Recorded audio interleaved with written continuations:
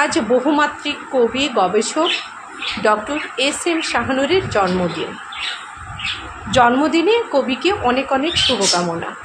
তার রচিত একটি কবিতা আবৃত্তি করছি। কবিতার নাম মাইলস্টোন ট্র্যাজেডি।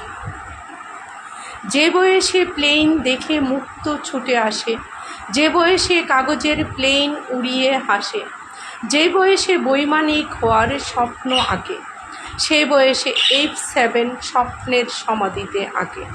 ছুটির ঘণ্টা উল্লাসিত প্রজাপতির উড়ুউড়ি, এক দানব ফড়িং এসে এত প্রাণ নিল কারি। অরুণ রাঙা গোলাপ বনে এসেছিল যত শিশু, সকরুণ নির্বাক চেয়ে দেখি আগুন জ্বলার শিশু।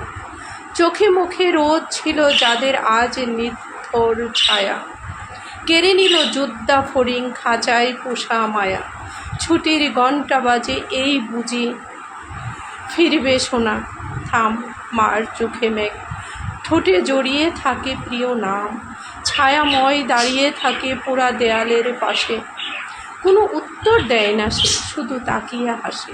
আমার দেশ কি খেলাঘর, শিশুর জীবন খেলনা, কে দিবে জবাব? বাতাসে ঘুরে সেই নীরব বেদনা। ধন্যবাদ।